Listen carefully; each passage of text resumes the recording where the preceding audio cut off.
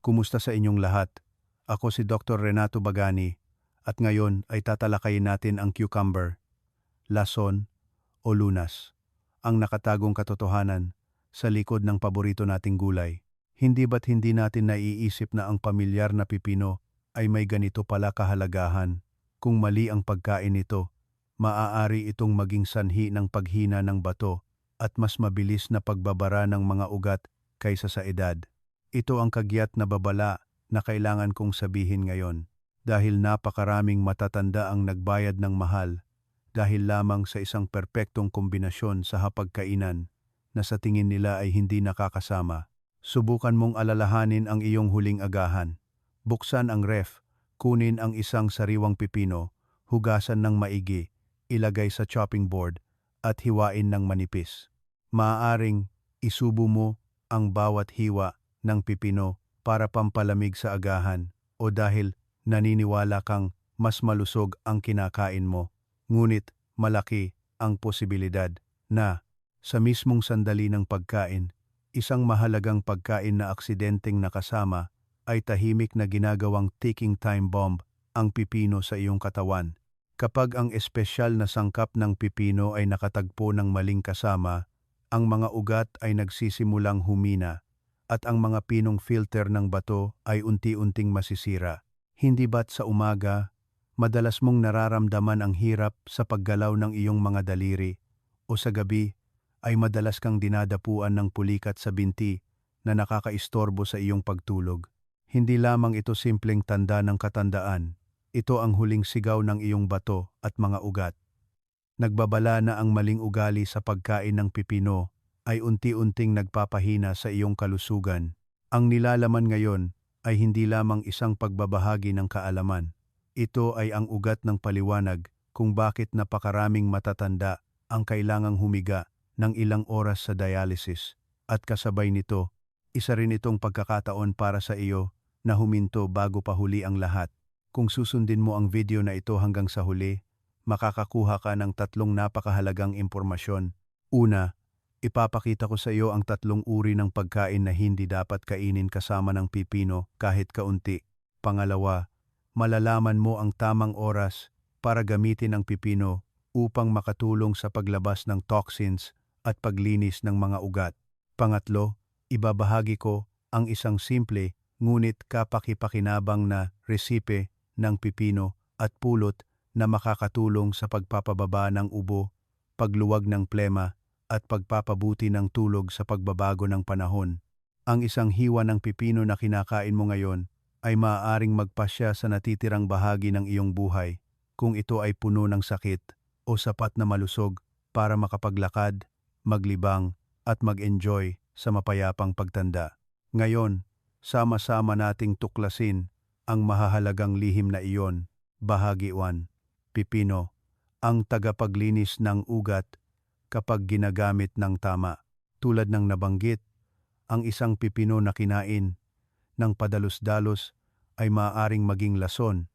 Ngunit kung alam at tama ang pagkain, ang pipino ay ang pinakamura at pinakamabisang tagapaglinis na makakatulong sa paglinis ng mga ugat, ang lifeline ng ating katawan. Isipin ang iyong mga ugat tulad ng mga lumang tubo ng tubig sa isang apartment na ginamit sa loob ng maraming taon. Sa pader ng mga ugat, ang taba at dumi mula sa mga maanghang at maalat na pagkain na madalas nating kinakain ay kumakapit tulad ng mga mina. Kapag ang mga ugat ay lumiliit ng ganito, ang presyon ng dugo ay tataas. At sa huli, ang pinong filter ng bato ay hindi na makakayanan ang presyon at unti-unting masisira. Sa puntong ito, kapag pumasok ang pipino sa ating katawan, isang kamangha-manghang bagay ang mangyayari. Ang saganang potassium sa pipino ay gumaganap bilang isang magnet na humihigop ng sodium na kumakapit sa pader ng mga ugat at inilalabas ito sa katawan. Ang 90% ng tubig na lumalabas kapag kinagat mo ang malutong na laman ng pipino ay hindi lamang pampawi ng uhaw. Ito ay tulad ng isang natural na panlinis na tumutulong sa pagbanlaw ng mabibigat na metal at toxins sa dugo na ginagawang mas malinis at malinaw ang malapot na dugo. Kapag malinis na ang dugo, mababawasan ang trabaho ng bato sa pagsala at ang pagod na bato ay sa wakas ay makakapagpahinga at magkakaroon ng panahon upang magpagaling. Sa dami ng mga nakatatanda na madalas kong pinapayuhan, marami ang nawalan ng pamamanhid sa mga kamay at paa at naging mas maliwanag ang kutis matapos kumain ng isang pipino tuwing umaga. Ito ay dahil sa mga natural na mineral sa pipino na nagbibigay sustansya sa mga kuko at buhok at inaalis din ang pamamaga sa katawan. Gayunpaman, ang napakagandang pipino ay magiging epektibo lamang kung ang ating bato at atay ay gumagana ng normal. Kaya't kailangan mong pakinggan hanggang sa huli at huwag palampasin ang anumang impormasyon na ibibigay ko ngayon. Nais ko lamang ipaalam na kung ang impormasyong pangkalusugan na iyong pinapanood ay makapagbibigay ng maliit na kontribusyon sa isang bagong buhay para sa iyo at sa iyong minamahal na pamilya, mangyaring pindutin ang subscribe at like button sa ibaba ng screen. Ang iyong mahalagang isang pindot ay isang malaking inspirasyon para sa akin upang magsaliksik at maghatid ng mas mahusay na mga lihim ng kalusugan. Bukod pa rito, kung mayroon kang mga kakilala na nag-aalala tungkol sa presyon ng dugo o kalusugan, ang pagbabahagi lamang ng kaalaman na ito ay magiging isang malaking regalo. Bahagi 2. Ang nakakagulat na kombinasyon ng pipino at karot, ang digmaan laban sa bitamina. Ngayon, tiyak na naiintindihan mo na ang prinsipyo kung bakit tinatawag na basurahan ng dugo ang pipino. Kaya't mula ngayon, sisimulan ko ng talakayin ang mga pagkakamali sa pagkain na ating nagawa noon. Aling pagkain ang magpapalit sa pipino na pinaniniwalaan mong mabuti sa katawan upang maging isang ticking time bomb na magpapabara sa mga ugat. Ipapakita ko sa iyo ang unang nakakagulat na kombinasyon ngayon na una kong ipinaliwanag ng detalyado na ang pipino ay isang mahalagang sangkap na tumutulong sa paglilinis ng sodium sa ating mga ugat. Gayunpaman, may isang ugali sa pagkain na kailangan mong itigil kapag kumakain ng pipino at iyon ay ang paglalagay ng pipino at makulay na karot sa isang mangkok. Hindi lamang ito simpleng komplikadong nutrisyon, kundi isang direktang pag-atake sa kalusugan ng iyong mga ugat. Mula ngayon, susuriin natin ng malalim ang nakakagulat na dahilan kung bakit hindi dapat magkasama ang dalawang gulay na ito at ang matinding proseso na nangyayari sa loob ng ating katawan. Tingnan muna ng maigi ang gulay na tinatawag na karot. Ang karot na mayaman sa beta-carotene at vitamina C ay ang pinakamahusay na antioxidant na makakatulong upang maiwasan ang oksihenasyon ng katawan at mapanatili ang malusog na mga ugat. Lalo na para sa mga nakatatanda na sa kanilang pagtanda ay nagiging manipis at madaling masira ang mga pader ng ugat. Ang mga sustansya sa karot ay tulad ng mga haligi na sumusuporta sa mga ugat. Gayunpaman, ang pipino ay naglalaman ng isang napakalakas na sangkap na tinatawag na ascorbinase. Ang sangkap na ito ay isang enzyme na sumisira sa vitamina C sa iba pang mga gulay. Kapag ginamit mo ang kutsilyo upang hiwain ang pipino, ang mga sel ay masisira at ang enzyme na ito ay lalabas. At kapag ito ay nakatagpo ng vitamina C, ito ay mawawala.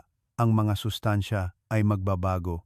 Ang hapagkainan na ating pinaghandaan ng maigi para sa kalusugan ay mabilis na nagiging walang halaga, walang sustansya. Hindi mo dapat isipin na ang vitamina C ay simpleng pampagaling sa pagod. Ang ating mga ugat ay unti-unting nawawalan ng elasticity at nagiging matigas sa paglipas ng panahon. At ang vitamina C ay tulad ng pangunahing sangkap upang pagalingin at patatagin ang mga pader ng ugat na ito. Lalo na ang mga ugat na konektado sa bato ay mas manipis pa sa buhok kaya madali itong masira kahit sa maliit na epekto. Sa puntong ito, kung kulang sa vitamina C, ang mga pader ng ugat ay magiging malambot na lumilikha ng mga puwang para sa masamang kolesterol at dumi na maipon. Kung ang ugali ng pagkain ng pipino at karot ay patuloy sa loob ng 1 taon, 2 taon, ang iyong mga ugat ay unti-unting liliit at sa huli ang bato ay unti-unting mamamatay dahil hindi nakakakuha ng sapat na dugo para salain. Isipin, ang isang lumang gripo na dapat maghatid ng malinis na tubig ay mabagal at maingat, ngunit ang pipino ay humaharang sa bitamina C, ang sangkap na nagpapagaling sa gitna. Sa huli, ang gripo ay puputok o babara at ang makina ay masisira at titigil. Ito ang trahedya na dulot ng isang masarap na salad na may kulay na kinakain mo tuwing umaga. Maraming matatanda ang nakakausap ko na nagsasabing naiinis sila. Nagtatanong sila kung bakit buong buhay silang hindi umiinom o naninigarilyo at karaniwang gulay ang kinakain, ngunit bumara ang kanilang mga ugat. Kapag sinusuri ang menu ng mga taong iyon, hindi nawawala ang gulay na salad o salad na may pipino at karot. Ang mabuting hangarin na kumain ng iba't ibang pagkain na mabuti para sa katawan ay aksidenteng nagdulot ng resulta na maaaring magpahina sa depensa ng katawan. Hindi lamang iyon, hindi lamang karot, kundi pati na rin ang mga gulay na mayaman sa bitamina C tulad ng sili, labanos at bell pepper ay makakatagpo ng katulad na kapalaran kung hahaluan ng pipino. Tiyak na madalas mong nakikita ang pipino at karot na magkatabi kapag kumakain ng halo-halo o gumagawa ng lumpia. Sa paningin, maaaring ito ay isang perpektong harmoniya, ngunit sa loob ng katawan, nagaganap ang isang matinding digmaan ng nutrisyon. Lalo na ang mga taong may diabetes, na nasa estado na ng sensitibong endothelial cells ng mga ugat. Ang nutritional imbalance na ito ay maaaring maging sanhi ng iba't ibang sakit sa ugat. Kaya kung aksidenteng napagsama mo na ang pipino at karot, ano ang dapat gawin? Ibibigay ko sa iyo ang isang napakakapaki-pakinabang na tip, at iyon ay ang paggamit ng suka. Ang enzyme ascorbinase ay napakahina laban sa acidity. Kung maglalagay ka ng kaunting suka sa pipino bago lutuin o kainin ito bilang atsara, maaari mong mapigilan ng malaki ang pagkasira ng bitamina.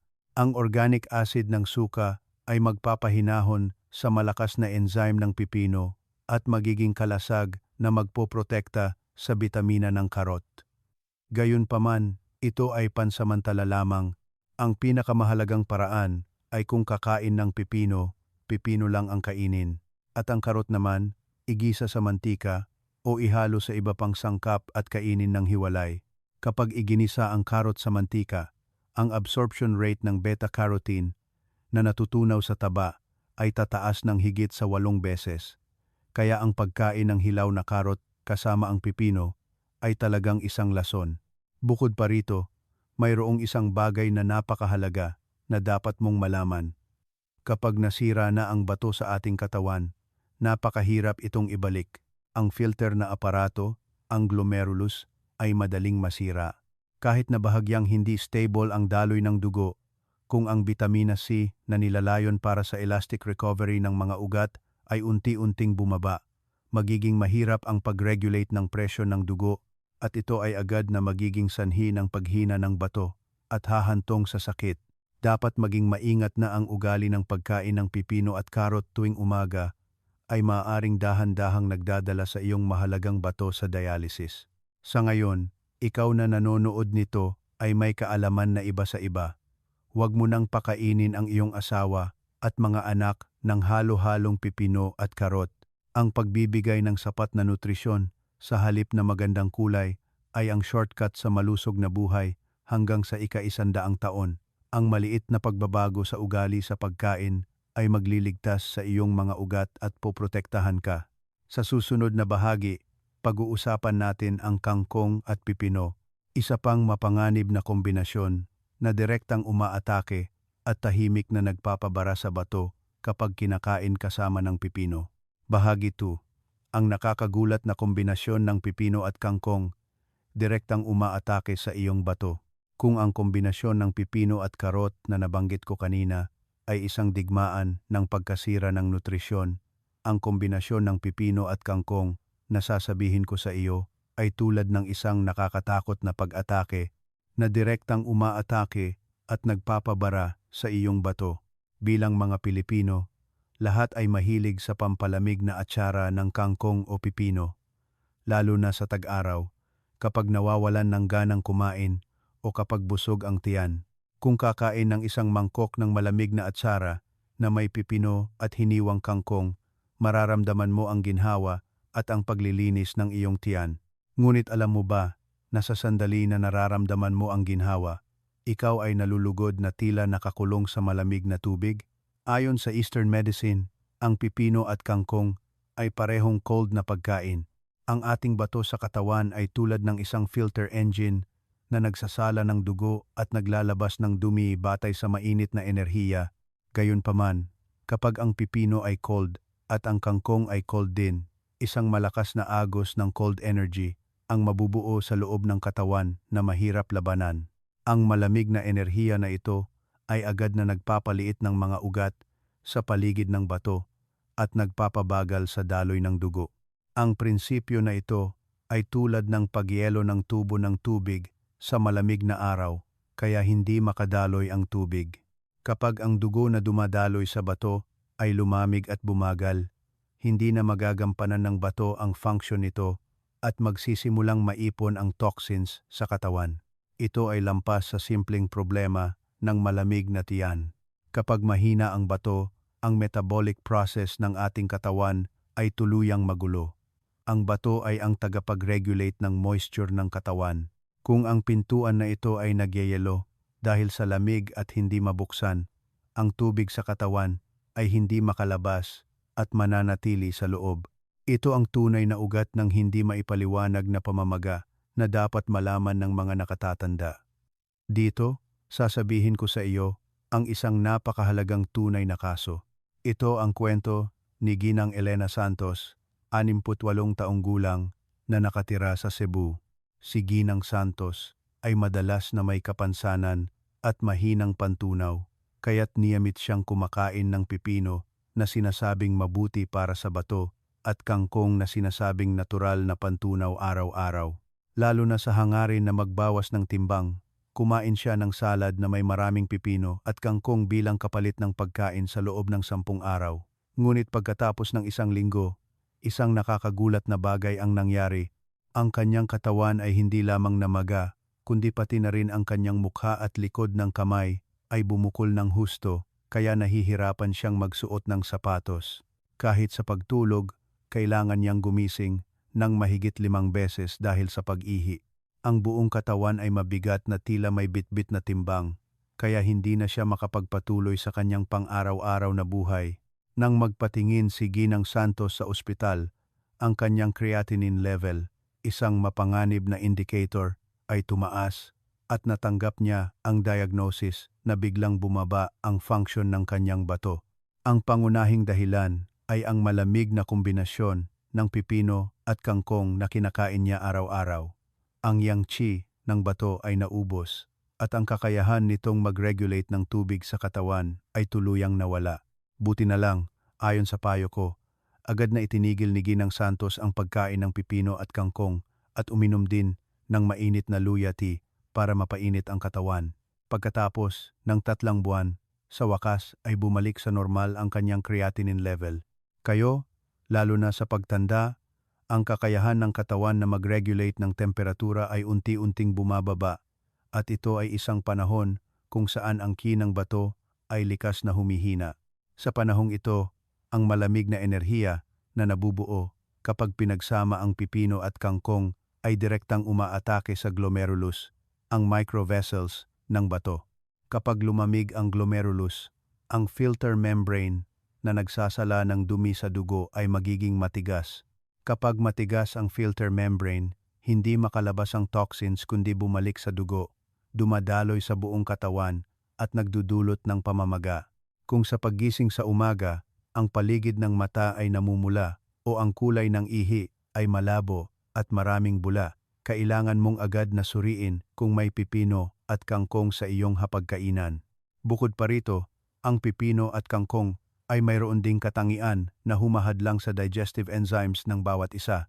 Ang kangkong ay mayaman sa diastase na tumutulong sa pantunaw, ngunit ang espesyal na enzyme sa pipino ay humahadlang dito na nagdudulot ng kabag at pananakit ng tiyan. Kapag malamig ang tiyan, bumababa din ang ki ng bato. Ang sabay na pagkain ng dalawang ito ay ang pinakamasama para sa kalusugan ng katawan. Isipin, ang mantika na madalas pinapainit ay mabuti, ngunit kung lalagyan ng malamig na tubig, ang mantika ay titigas. Ganito rin ang triglycerides at dumi sa ating dugo. Kapag ang malamig na enerhiya ng pipino at kangkong ay nagpapalamig sa dugo, ang mga dumi sa dugo ay magkakadikit at magsisimulang magbara sa mga ugat. Ito sa huli ay nagiging shortcut hindi lamang sa paghina ng bato, kundi pati na rin sa iba pang sakit sa ugat. Kaya ba hindi talaga pwedeng kainin ang pipino at kangkong ng magkasama? Kung kailangan talagang kainin, may paraan. At iyon ay ang pagdaragdag ng maraming mainit na sangkap. Kailangang maglagay ng maraming sangkap na nagbibigay init tulad ng luya, bawang at sili para ma-neutralize ang malamig na enerhiya. Gayunpaman, hindi rin ito inirekomenda para sa mga mahina na ang bato. Ang pinakamahusay na paraan ay paghiwalayin ang menu. Sa araw na kumakain ng pipino, iwasan ang kangkong. Sa araw na kumakain ng kangkong, iwasan ang pipino. Kayo, ang ating katawan ay napakatapat. Depende sa kung ano ang ating kinakain at paano natin kinakain. Ang bato ay maaaring huminto anumang oras o maaaring lumakas muli. Huwag hayaang mangyari ang trahedya ng dialysis tulad ni Ginang Elena Santos. Ipasok sa isip na ang pagkain ng pipino at kangkong para lamang sa ginhawa ay isang pag-aaksaya ng mahalagang kayamanan na tinatawag na bato.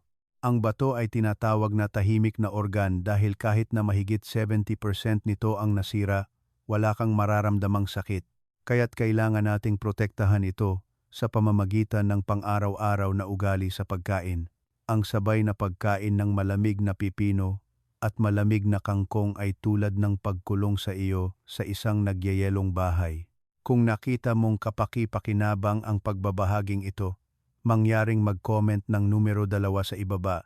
Ito ang simpleng paraan para malaman ko na interesado ka pa rin at kasama mo ako sa paglalakbay na ito tungo sa malusog at may kalidad na buhay araw-araw. Sa susunod na bahagi, susuriin natin kung bakit mapanganib ang pagkain ng hilaw na pipino ng walang suka. Isa pang pagkakamali na madalas nating nagagawa na mapanganib sa kalusugan ng mga ugat. Ang lihim ng malusog na ugat at bato ay mas malapit kaysa sa iniisip mo. Manatiling nakatutok ng kaunti pa. Bahagi 3. Pagkain ng hilaw na pipino ng walang suka. Pag-aaksaya ng nutrisyon at panganib sa pagdurugo. Kahit na hindi kasama ang mga espesyal na sangkap, ang pagkain lamang ng hilaw na pipino ay maaaring makapinsala sa kalusugan ng iyong mga ugat. Sa mas tumpak na salita, ang problema ay ang hindi paglalagay ng suka kapag kumakain ng hilaw na pipino. Marahil marami sa inyo ang simpleng naghuhugas ng pipino at isinasawsaw sa silit asin o kapag nagutom habang naglalakad o naghahardin ay kinakain ang balat. Ngunit ito ay isang kapuspalad na aksyon na nagpapawalang saysay sa makapangyarihang sustansya ng pipino. Nauna kong ipinaliwanag na ang pipino ay naglalaman ng enzyme na ascorbinase na sumisira sa bitamina C. Ang enzyme na ito ay nakatago sa loob ng mga sel ng pipino at sa sandali na hiwain natin ang pipino ng kutsilyo o ngipin, ito ay lalabas. Sa puntong ito, alam mo na kung ano ang unang masisira, tama ba? Ito ang bitamina C na pinaghirapan ng pipino na buuin mismo. Ang pagkain lamang ng hilaw na pipino ay tulad ng pagbuhos ng tubig sa isang butas na balde, dahil ang sustansya na kinakain mo para sa malusog na mga ugat ay masisira agad sa loob ng iyong bibig.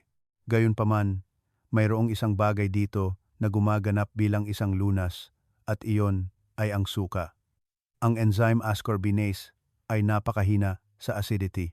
Kung maglalagay lamang ng kaunting suka sa pipino, ang enzyme na ito ay agad na titigil sa paggana at magiging tahimik.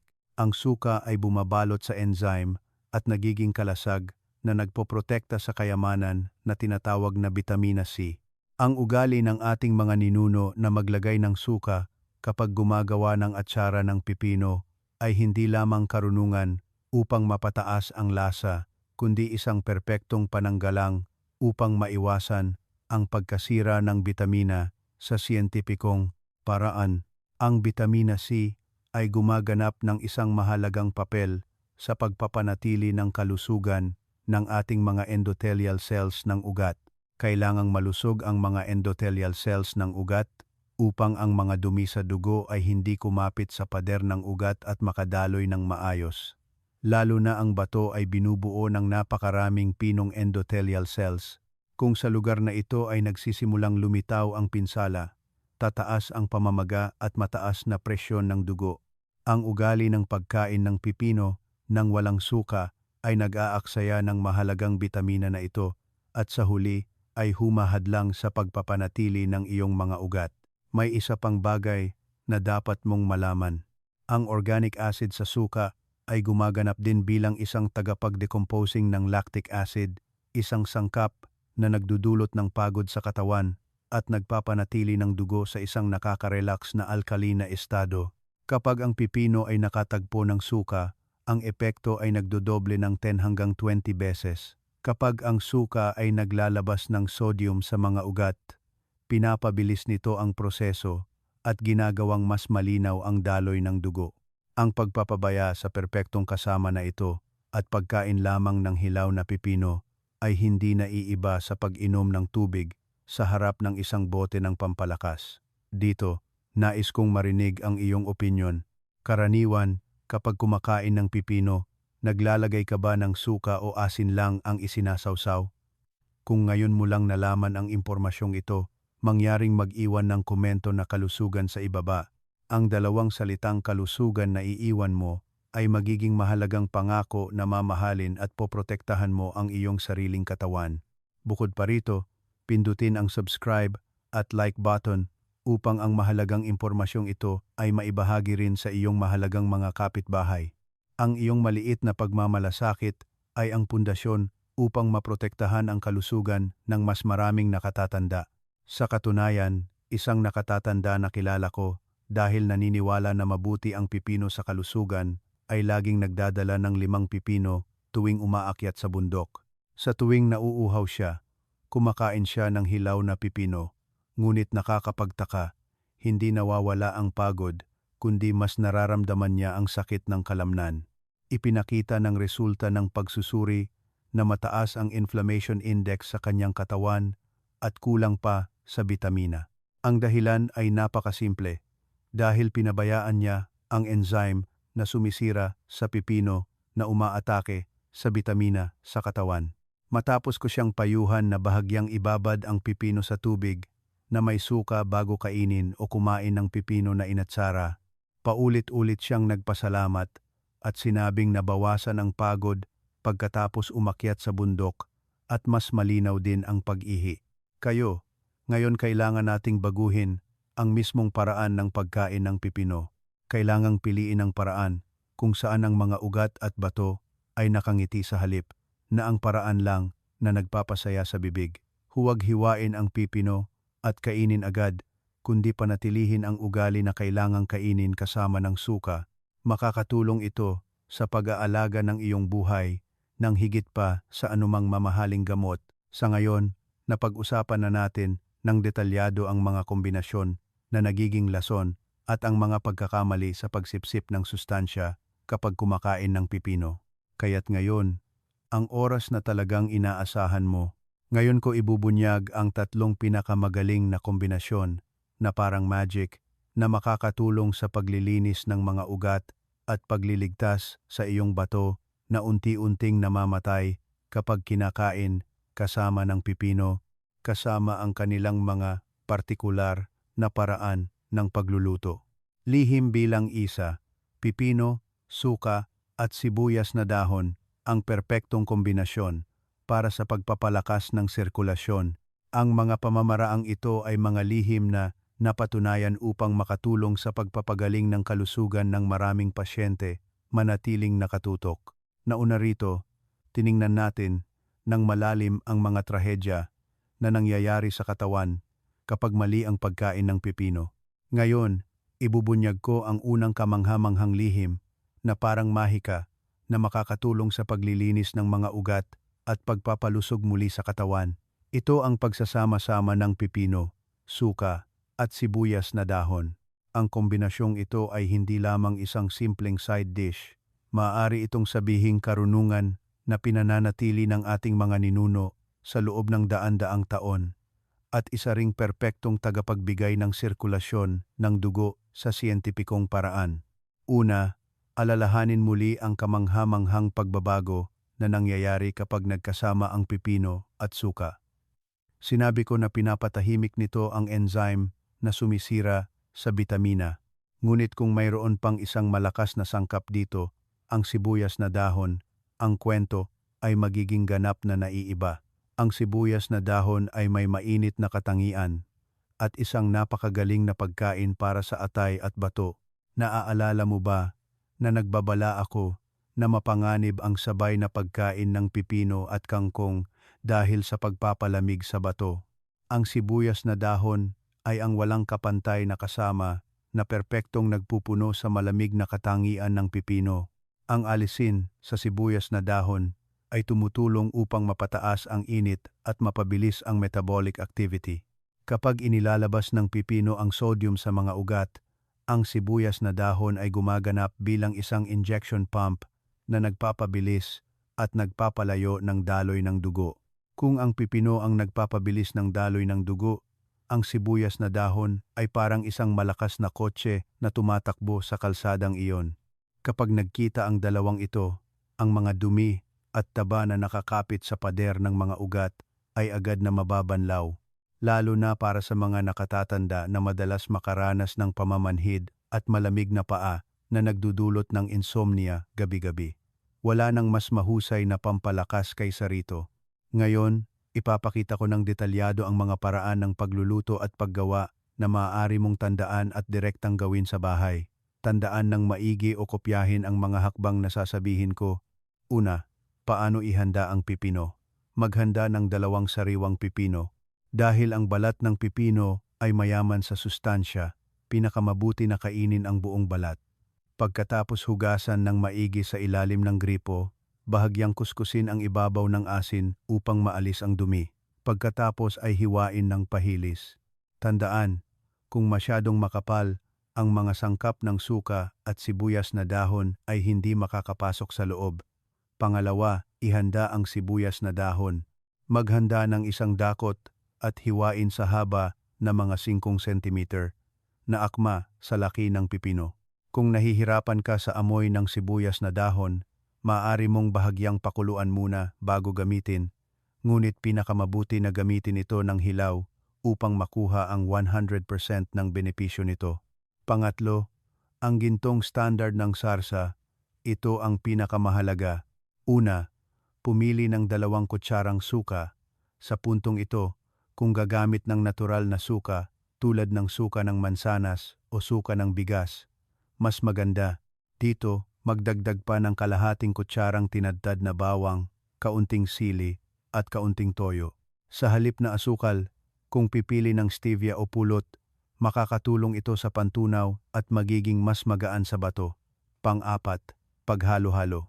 Una, ibabad ang hiwang pipino sa sarsa na inihanda at haluin ng dahan-dahan. Ito ang proseso ng pagpapahinahon ng enzyme na sumisira sa pipino gamit ang suka. Pagkatapos ay ilagay ang sibuyas na dahon at haluin ng dahan-dahan upang hindi masira ang sibuyas na dahon. Ang ensaladang pipino at sibuyas na dahon na ginawa sa ganitong paraan ay pinakamabuti na kainin agad. Ngunit kung ilalagay sa ref ng 1 oras, ang mainit na katangian ng sibuyas na dahon ay pantay na lalamig sa pipino at magbibigay ng mas banayad na epekto sa bato. Alam mo ba na ang simpleng side dish na ito ay lumilikha ng isang mahika sa loob ng iyong katawan? Tuwing kumakain ng kanin, kung kakainin mo ang ensaladang pipino at sibuyas na dahon na ito, mararamdaman mong stable ang iyong presyon ng dugo. Lalo na para sa mga may mataas na presyon ng dugo at mahinang function ng bato, subukang kainin ito sa pamamagitan ng pagbabawas ng asin at pagbibigay diin sa suka. Ang sariwang lasa sa bibig ay magpapasigla sa panlasa at ang daloy ng dugo sa katawan ay dadaloy tulad ng sariwang tubig. Ibabahagi ko ang isang tunay na kaso. May isang matandang lalaki sa kalagitnaan ng 60s na madalas na nahihirapan sa mataas na kolesterol at chronic fatigue. Nagreseta ang ospital ng gamot, ngunit hindi pa rin gumagaling ang kanyang kalusugan. Pinayuhan ko siya na kailangan niyang isama ang ensaladang pipino at sibuyas na dahon na ito sa kanyang tanghalian at hapunan araw-araw. Sa simula, kalahati lang ang kanyang paniniwala. Ngunit pagkatapos ng isang buwan, isang kamangha-manghang pagbabago ang lumabas. Ang kanyang katawan na halos hindi makabukas ang mata tuwing umaga ay naging magaan at higit sa lahat, nawala ang kanyang chronic leg pain. Ipinakita ng resulta ng blood test na bumalik sa normal ang kanyang triglyceride level at ang index na nagpapakita ng filtering capacity ng bato ay bumuti ng mahigit 10%.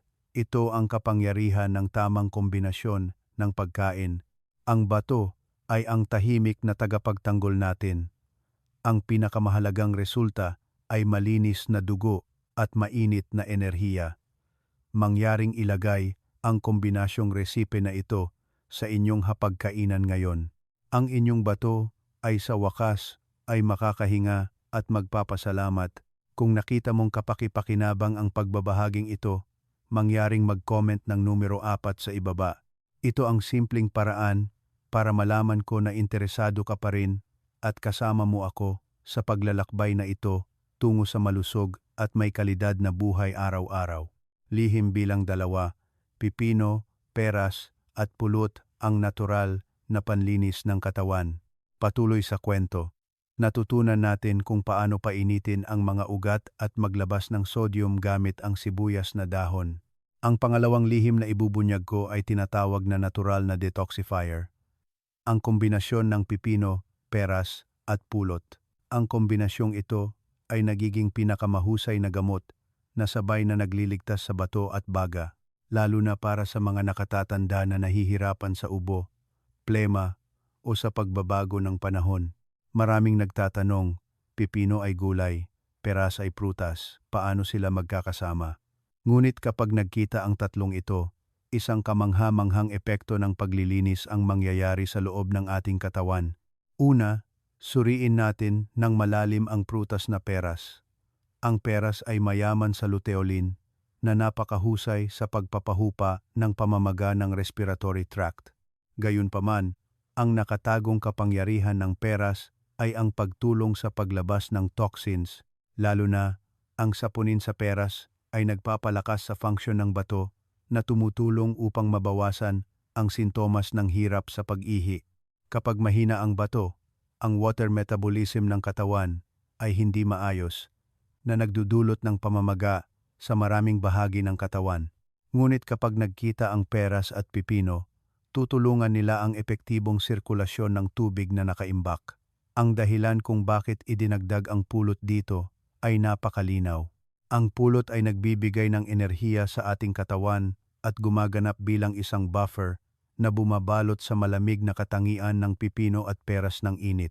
Lalo na, ang enzymes ng pulot ay tumutulong sa pagre-regenerate ng mga cells ng bato at nagpapabilis ng daloy ng dugo. Kahit na kumain lamang ng pipino at peras, maaaring makaramdam ng discomfort ang mga may malamig na tiyan, ngunit sa pagdaragdag lamang ng pulot, ang bato ay makakapaglabas ng toxins sa isang napakakomportableng estado. Ngayon, ipapakita ko ng detalyado ang mga paraan ng paghahanda at paggamit upang ang mga mahalagang sustansya ay muling mabuhay. Ang prosesong ito ay dapat gawin ng buong puso, tulad ng paggawa ng gamot. Una, ihanda ang mga sangkap. Maghanda ng kalahating peras na maraming tubig, isang hinog na peras, at 2 kutsarang natural na pulot. Ang balat ng peras ay mayaman sa sangkap na nakakatulong upang maiwasan ang pamamaga ng mga ugat, kaya pinakamabuti na hugasan ng maigi at gamitin ang buong balat. Ngunit ang mga may mahinang pantunaw ay maaaring balatan. Pangalawa, ang paraan ng paghiwa. Pagkatapos hugasan ang peras, hiwain ang tuktok nito tulad ng isang takip at gamitin ang kutsara upang alisin ang mga buto sa loob upang maging isang maliit na lalagyan sa butas na espasyo. Pagkatapos ay tinadtad ng napakaliit ang pipino at punuin ito. Sa halip na i-blender ang pipino, ang pagtadtad ng maliliit ay magbibigay ng masarap na texture at magpapaliit sa pagkasira ng sustansya. Sa ibabaw nito, ilagay ang 2 kutsarang pulot. Pangatlo, ang pag-steam. Ilagay ang peras na may pipino at pulot sa isang angkop na mangkok. Ilagay sa steamer at steam sa mahinang apoy sa loob ng humigit kumulang 40 minuto. Kapag naging translucent ang peras, ang tubig ng pipino na lumabas ay hahalo sa pulot at makukumpleto mo ang isang mystical na detox juice. Kapag pinainit, ang enzyme ascorbinase ng pipino ay tuluyang mawawala. Kaya masisipsip mo ang esensya ng peras nang hindi nawawala ang bitamina. Pang-apat, ang oras ng paggamit. Pinakamabuti na inumin ito pagkatapos ng hapunan, 2 oras bago matulog o sa umaga kapag walang laman ang tiyan. Ang pinainit na peras pipinupulot juice na ito ay maglilinis ng dugo sa katawan sa gabi at maghahanda upang mailabas ang mga toxins na naipon sa isang araw sa pamamagitan ng ihi.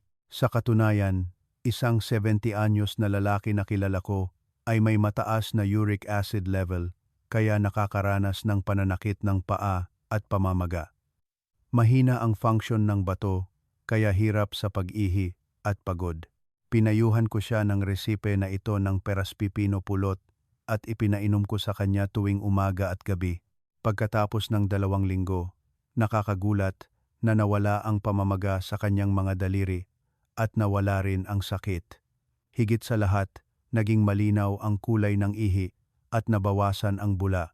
Ipinakita ng resulta ng blood test na ang kanyang filtering function ng bato ay bumalik sa halos normal. Kapag bumuti ang index ng bato, bumuti rin ang pangkalahatang kalusugan ng katawan at tuwang-tuwa siya na sinabing nawala na rin ang kanyang chronic cough na matagal nang nagpapahirap sa kanya. Kayo, ang bato kapag nasira ay mahirap ayusin, ngunit kung pamamahalaan ng maayos, ito ay isang organ na tiyak na tutugon. Ang isang basong inumin na ito ay isang timpla ng tamis ng peras, sariwang lasa ng pipino, at malalim na lasa ng pulot tulad ng banal na tubig na naglilinis ng iyong bato. Bukod pa rito, ang kombinasyong ito ay may malaking papel sa pagpapalakas ng ating immune system. Napakabuti rin ito para sa baga, para sa mga hirap matulog dahil sa ubo sa gabi at walang oras magpahinga ang bato, nagbibigay ito ng 2 benepisyo sa isang tira. Ang baga at bato ay may napakalapit na ugnayan sa paggalaw ng hangin sa ating katawan. Kailangang komportable ang baga upang makapag-focus ang bato sa pagsasala ng dugo. Ayon sa Eastern Medicine, ang baga at bato ay parang relasyon ng ama at anak.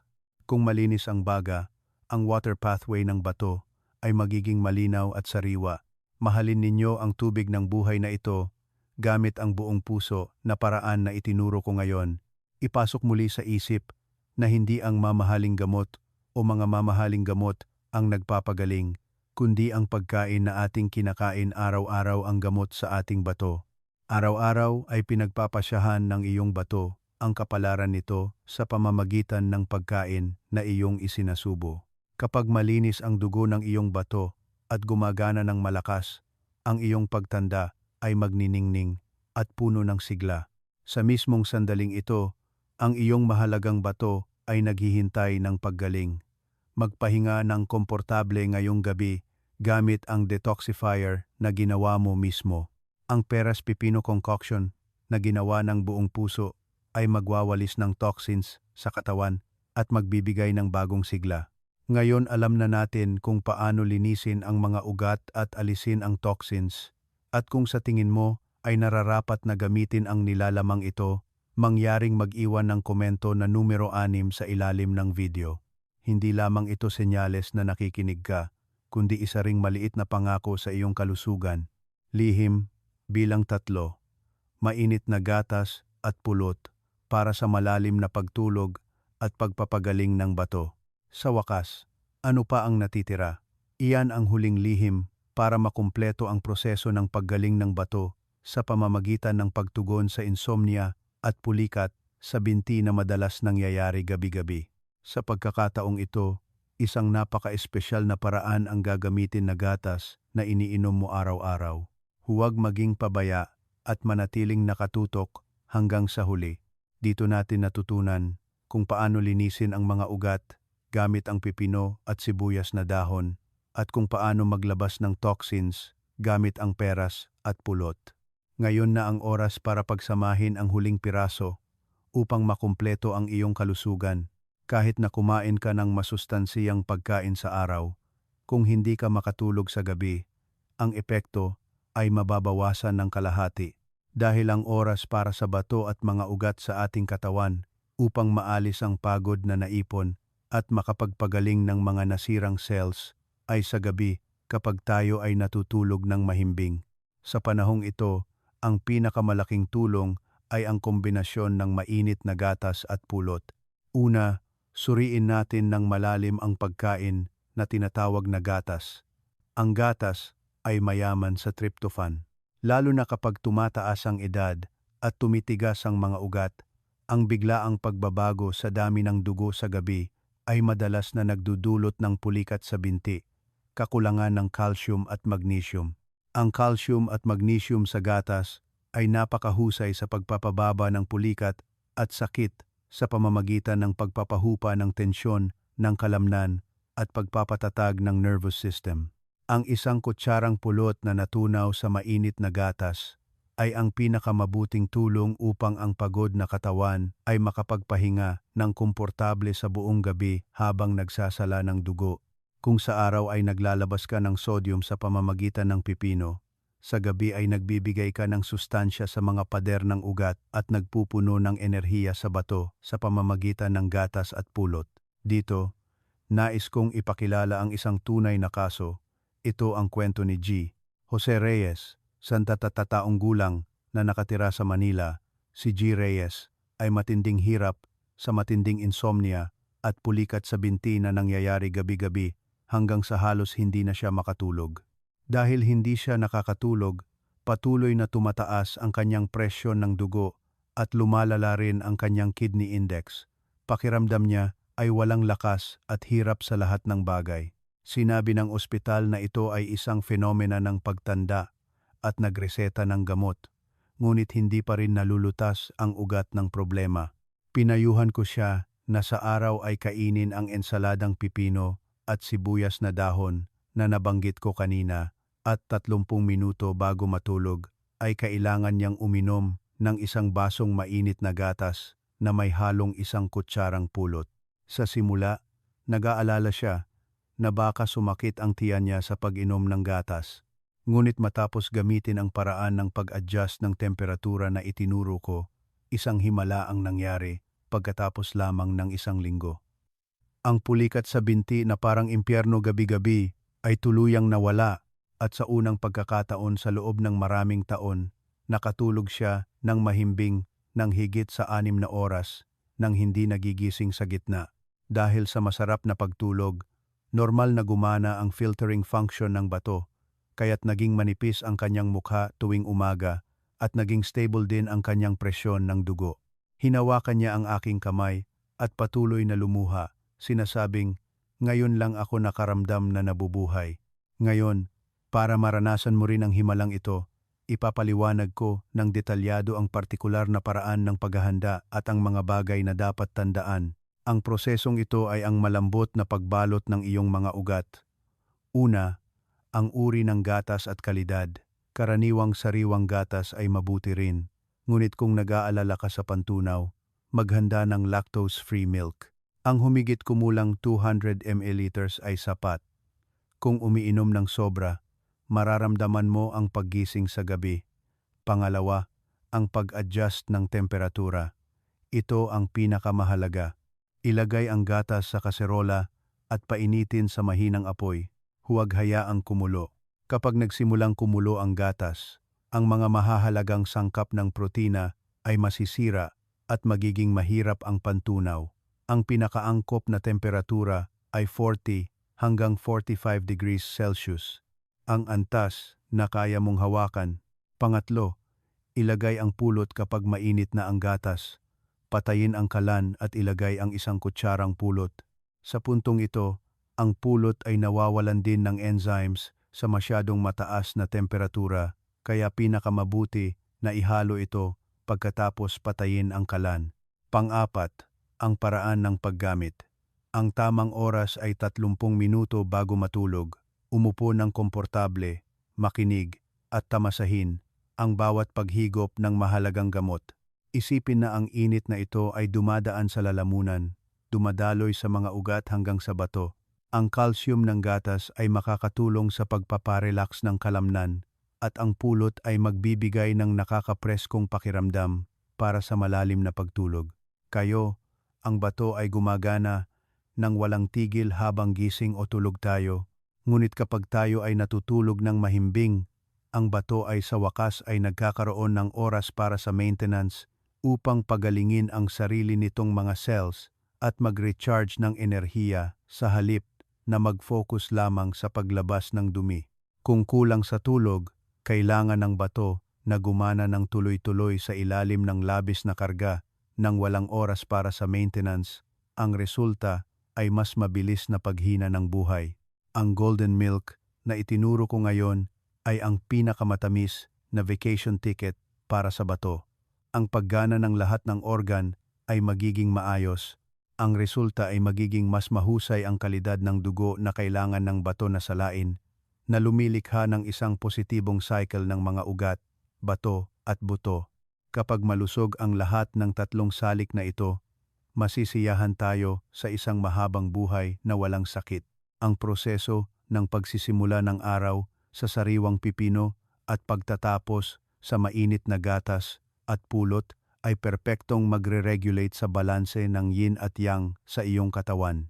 Sa araw, naglalabas ng toxins at sa gabi, nagpupuno ng nutrisyon.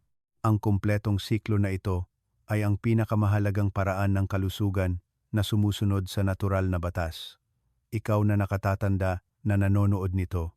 Mula ngayon, hindi mo na matatakot ang dilim.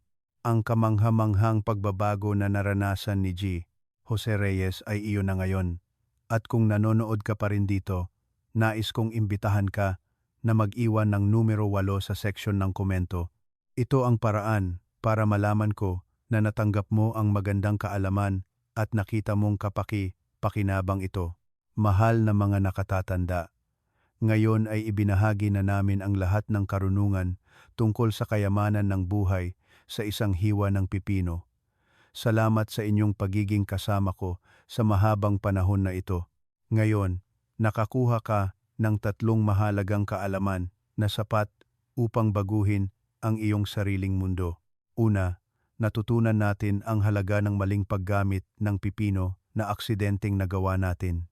Kinumpirma natin ang nakakatakot na proseso kapag pinagsama ang karot na sumisira sa bitamina, kapag pinagsama ang kangkong na nagpapabara sa bato, at kapag kinakain ng hilaw ng walang suka na nagpapawalang saysay sa sustansya. Pangalawa, nakuha mo ang magic recipe na nagliligtas sa mga ugat at bato na unti-unting namamatay. Natutunan mo ang lahat ng partikular na paraan ng paggawa. Pagpapainit ng mga ugat gamit ang sibuyas na dahon at suka, paglabas ng toxins sa bato gamit ang peras at pulot, at paghahanap ng malalim na pagtulog at pagpapatatag ng kalamnan gamit ang gatas at pulot. Pangatlo, higit sa lahat, naniwala ka na ang pagkain ang gamot at ang isang maliit na ugali natin ay maaaring pigilan ang trahedya na tinatawag na dialysis. Ang mahalagang kaalaman na natutunan ngayon ay hindi dapat manatili sa isip. Ngayon, buksan ang ref, ihanda ang pipino at sibuyas na dahon, at buong puso na ihanda ang peras pipino concoction para sa iyong minamahal na pamilya na magpupuno sa natitirang bahagi ng iyong buhay ng mga araw na puno ng enerhiya sa halip na ospital. Kung ang nilalamang ito ay naging isang ilaw ng paggabay para sa iyong mahabang buhay, kailangan mong pindutin ang subscribe at like button sa channel na sana mas mahaba ang buhay mo. Ang iyong suporta ang tanging lakas ko upang magsaliksik ng mas malalim na lihim ng kalusugan. Bukod pa rito, Ibahagi ang nilalamang ito sa iyong minamahal na mga kamag-anak. Kung malusog ang bato, mahaba ang buhay. Kung malinis ang mga ugat, masaya ang buhay. Lagi akong sa iyo. Taos-pusong salamat sa inyong panonood. Mahalaga kayo.